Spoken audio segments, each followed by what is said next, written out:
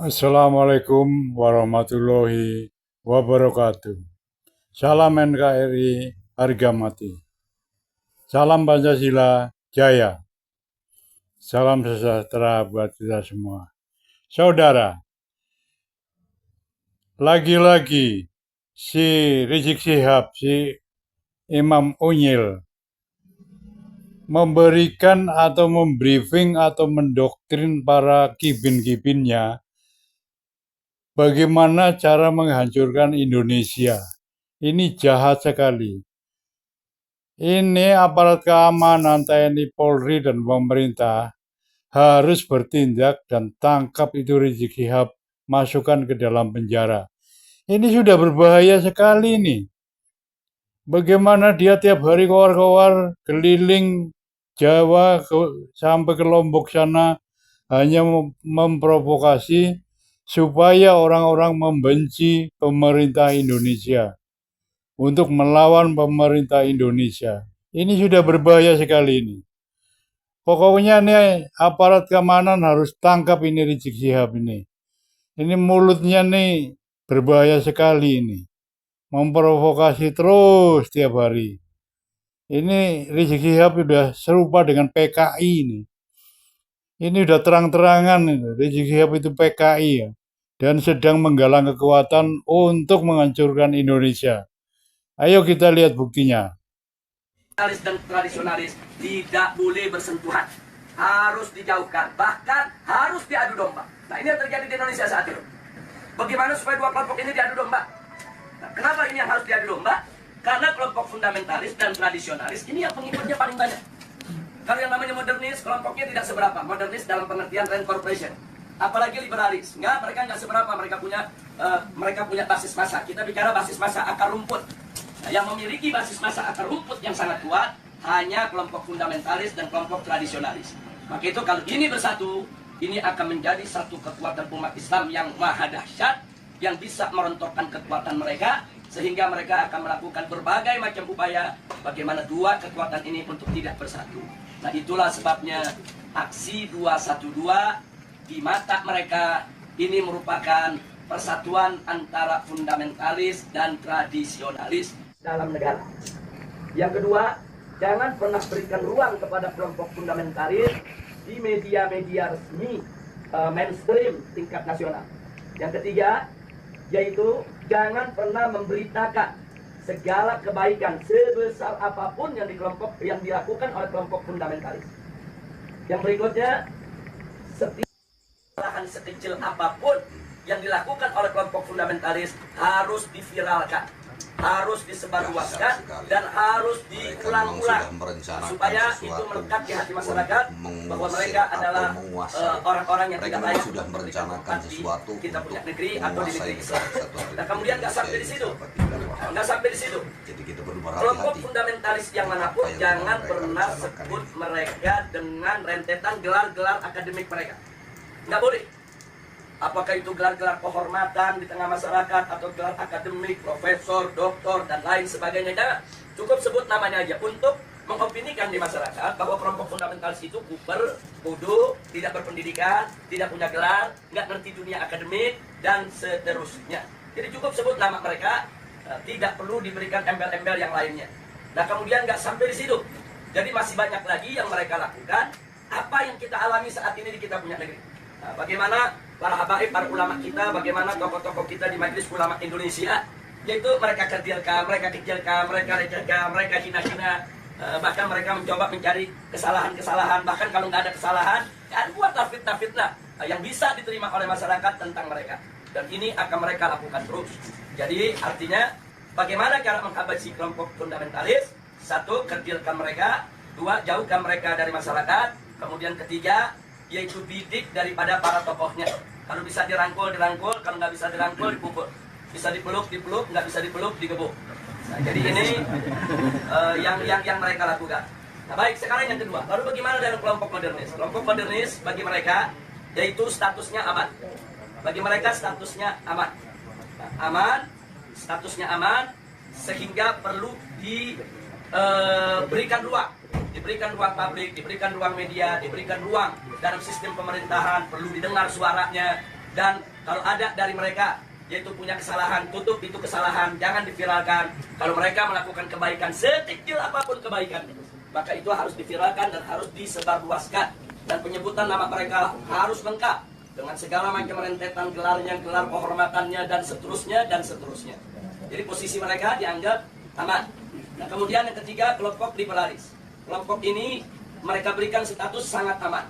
Nah, kenapa diberikan status sangat aman? Karena kelompok ini bukan hanya sekedar dianggap kawan, tapi sudah dianggap sebagai antek. Beda kawan dengan antek. Kalau modernis itu masih kawan barat, tapi kalau sudah liberalis itu antek barat. Nah, jadi mereka sudah tidak ada nilai kritis sama sekali. Nah, tapi justru kelompok ini yang mereka besarkan.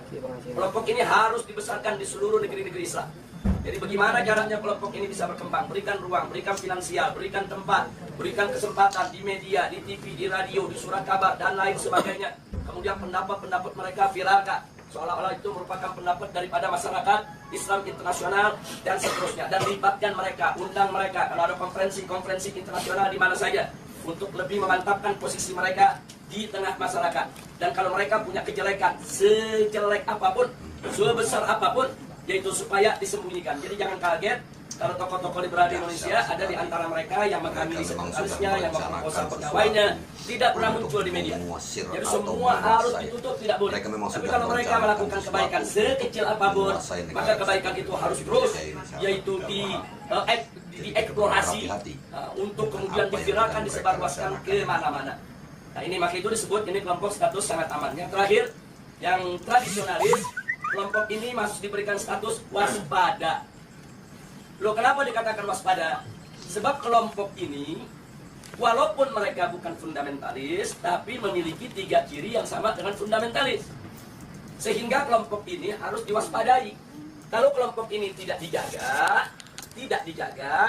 maka nanti kelompok ini setiap saat bisa berubah menjadi fundamentalis.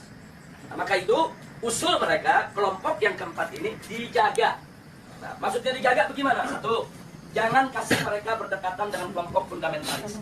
Sebab kalau kelompok tradisionalis dengan kelompok fundamentalis duduk bareng satu meja, satu kursi, mereka diskusi, maka kelompok tradisionalis berpotensi besar untuk berubah menjadi fundamentalis. Karena perbedaan mereka cuma sedikit, perbedaan mereka cuma perbedaan definisi ta'rif ad-demokratiyah. Itu aja yang mereka berbeda. Tapi dalam soal dukungan terhadap tatbiq syariah, dukungan terhadap igamatul khilafah, dukungan terhadap sikap kritis terhadap barat, sama. Nggak ada beda antara fundamentalis dengan tradisionalis. Mereka hanya berbeda di dalam mendefinisikan demokrasi. Yang satu mendefinisikan ya demokrasi bertentangan dengan hukum Allah sehingga harus ditangkal sama sekali. Yang satu lagi melihat bahwa demokrasi itu hanya satu cara yang kalau dibawa ke dalam ajaran Islam dia bisa Islami, kalau dikeluarkan dari ajaran Islam dia bisa bertentangan dengan ajaran Islam. Hanya ini saja berbeda. Nah, kalau mereka duduk bareng diskusi, maka kelompok tradisionalis berpotensi besar berubah menjadi fundamentalis menurut mereka, menurut Rand Corporation.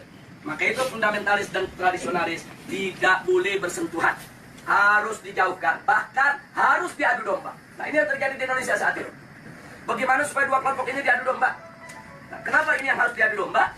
Karena kelompok fundamentalis dan tradisionalis ini yang pengikutnya paling banyak. Kalau yang namanya modernis, kelompoknya tidak seberapa. Modernis dalam pengertian Rand Corporation. Apalagi liberalis. Mereka nggak seberapa. Mereka punya basis massa. Kita bicara basis massa akar rumput. Nah, yang memiliki basis massa akar rumput yang sangat kuat hanya kelompok fundamentalis dan kelompok tradisionalis. Maka itu kalau ini bersatu, ini akan menjadi satu kekuatan umat Islam yang maha dahsyat, yang bisa merontokkan kekuatan mereka, sehingga mereka akan melakukan berbagai macam upaya bagaimana dua kekuatan ini untuk tidak bersatu. Nah, itulah sebabnya aksi 212 di mata mereka ini merupakan persatuan antara fundamentalis dan tradisionalis. Dan mereka sangat panik, mereka sangat kalap, karena yang masuk dalam aksi 212 itu dari semua elemen umat Islam. Apapun organisasinya, apapun partai politiknya, apapun mazhab pemikirannya, mereka datang, mereka tidak tanya Anda NU, Anda Muhammadiyah, Anda FPI, enggak. Mereka nggak nanya Anda P3, Anda PKS, Anda PKB, enggak. Mereka nggak nanya, mereka nggak nanya mazhab, Anda Syafi'i, Anda Hambali, Anda enggak. Mereka nggak nanya Anda ini termasuk yang Aswaja, yang Wahabi, atau yang Salafi dan lain. Enggak ada. Mereka hanya tahu Anda Muslim, saya Muslim, kita datang untuk bela Islam. Justru ini yang menakutkan musuh.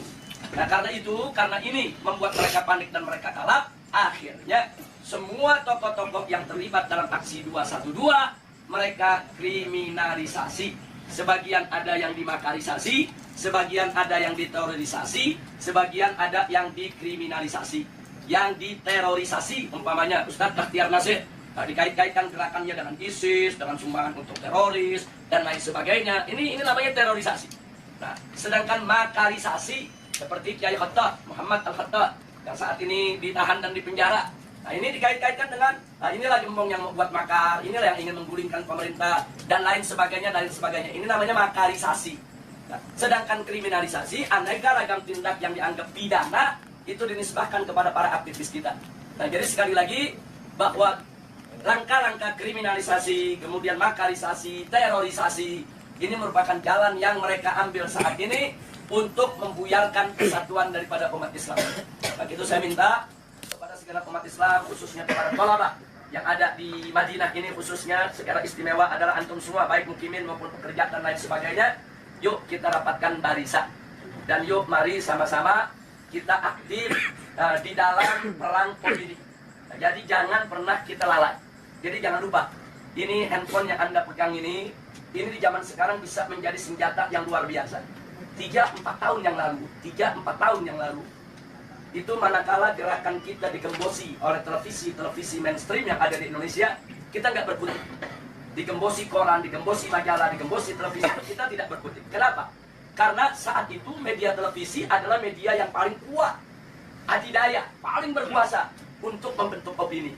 Nah, sementara yang memiliki televisi itu hanya konglomerat.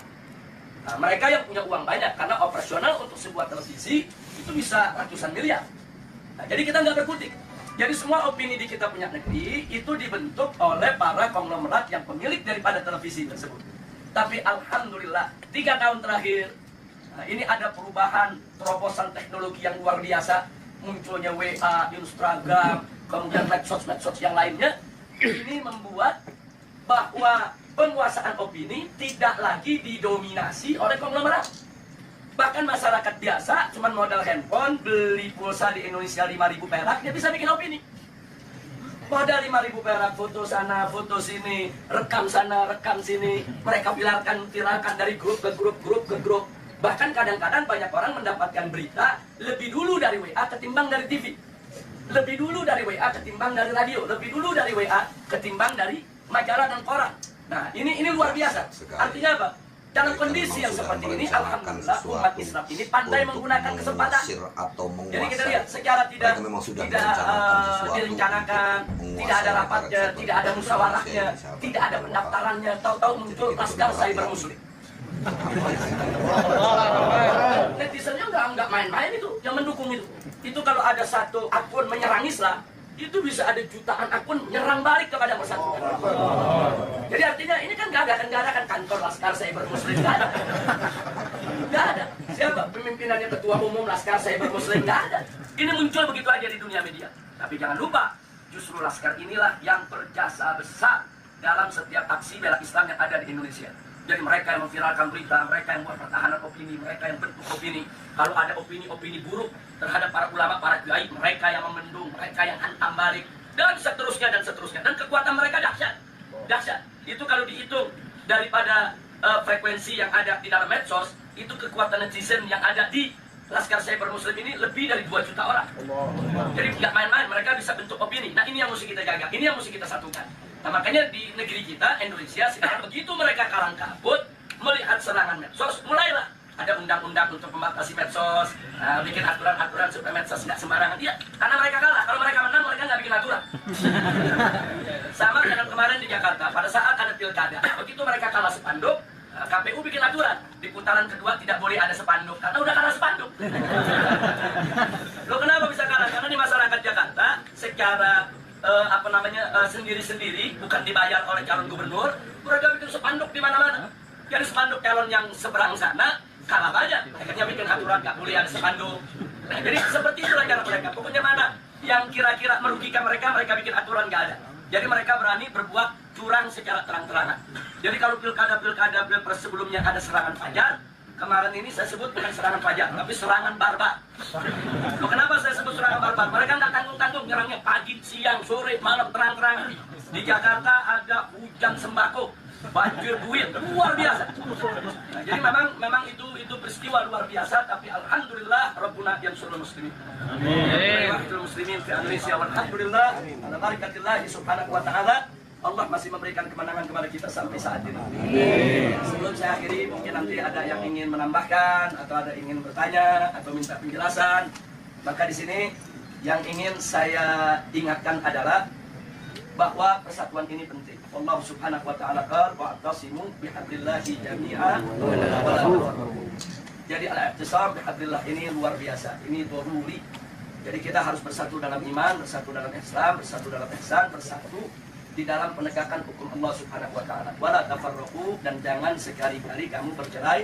Jangan lupa bahwa persatuan itu bukan hanya sekedar sumber kekuatan, tapi persatuan itu juga merupakan sumber pertolongan Allah. Di mana kita tahu An-Nabi alaihi salatu wassalam sudah merencanakan sesuatu untuk mengusir atau menguasai. Mereka memang sudah merencanakan sesuatu untuk menguasai negara kesatuan Republik Indonesia ini, sahabat. Karena memang pertolongan Allah itu ada pada kebersamaan. Jadi pada saat kita bersama, kita bersatu, nggak usah khawatir, segala kesulitan akan menjadi mudah. Kenapa? Karena di situ ada keberkahan, di situ ada pertolongan Allah Subhanahu wa taala. Dan kalau Allah sudah menolong, tidak ada satu kekuatan pun yang bisa menghalanginya. Dan saya berbagi pengalaman sedikit sebelum saya akhiri. Pada aksi bela Islam yang pertama, kita tidak ada gangguan. Tidak ada gangguan dari aparat, tidak ada gangguan dari pemerintah, karena itu merupakan aksi bela Islam pertama yang mereka nggak sangka jumlah yang akan datang. Jadi begitu itu digelar dengan mudah, tanpa halangan, tanpa gangguan. Yang hadir antara 300 sampai 400-an ribu, mendatangi Reskrim Mabes Polri. Tapi justru setelah itu pemerintah jadi waspada. Begitu kita umumkan aksi bela Islam 2, mulailah gangguan-gangguan datang. Jadi mereka hadang, mereka halangi, mereka gembosi, menjelang daripada aksi 4/11. Tapi ternyata penggembosan itu gagal. Jadi walaupun mereka gembosi, tapi pada akhirnya aksi 4/11 itu dihadiri tidak kurang hampir 4 juta orang, 3,5 juta ya. Nah, jadi perhitungan itu dihitung dengan per meter daripada lokasi, 1 meter itu berapa orang, bisa ditempati oleh manusia, kemudian panjang itu berapa, lebar berapa, tempat-tempat lokasi yang diisi berapa. Jadi perhitungannya sangat matematis. Matematis. Nah kemudian setelah 4/11 digelar, ternyata memang umat yang datang begitu banyak, pemerintah lebih berhati-hati. Begitu diumumkan 212, mereka mulai secara terang-terangan melarang. Waktu 4/11 masih nggak terang-terangan, masih himbauan-himbauan. Tapi begitu 212, jelas-jelas mereka melakukan larangan, bahkan teror dan intimidasi. Jadi pesantren-pesantren didatangi, kiai-kiai didatangi, dibujuk, dirayu supaya tidak turun dengan berbagai macam iming-iming. Dan kalau yang nggak mau, tetap mau turun juga, mereka teror, mereka intimidasi, mereka takut-takuti dan lain sebagainya. Bahkan perusahaan bis di mana-mana, khususnya Jakarta, Sumatera, itu diteror, diancam akan dicabut. Mereka punya lisensi, mereka punya izin trayek, kalau mereka berani mengangkut umat Islam ke Jakarta. Jadi sudah digembosi habis-habisan. Secara logika 212 gagal. Jadi besok aksi 212 malam ini saya dan kawan-kawan masih berkumpul dengan Ustaz Bakhtiar Nasir, Ustaz Zaitun Rasmin, kemudian juga dengan kawan-kawan dari MUI, kawan-kawan dari FUI, dan seterusnya. Kita saat itu melihat tekanan-tekanan yang begitu hebat. Secara logika besok ini separuh dari 4/11 aja udah hebat. Separuh dari 4/11 aja udah hebat. Jangankan separuh, bisa 1 Monas saja udah cukup. Jadi memang betul-betul kondisinya tekanannya luar biasa. Nah, pertanyaannya kenapa pemerintah melakukan tekanan yang lebih luar biasa pada saat itu? Karena mereka gagal di 4/11. Jadi mereka nggak mau gagal lagi di 212. Tapi subhanallah, makin ditekan, makin dihadang, makin dilarang, semangat umat Islam dari mana-mana semakin menggebu-gebu. Dan akhirnya yang paling fenomenal adalah bagaimana 10.000 santri dari Ciamis berjalan kaki ke Jakarta. Allahu Akbar. Atau Dan menguasai. itu bukan tidak punya Mereka pengaruh, memang itu sudah takdir. merencanakan sesuatu Takdir untuk pengaruh menguasai negara yang ada di kesatuan tengah Republik masyarakat Indonesia besar. ini. Gara-gara Ciamis jalan dengan jarak 300 km lebih, itu mendorong tempat-tempat lain nggak peduli. Oh nggak ada bis, nggak ada kendaraan, ya kita jalan kaki rame-rame. Nah, ini di luar dugaan. Dan besok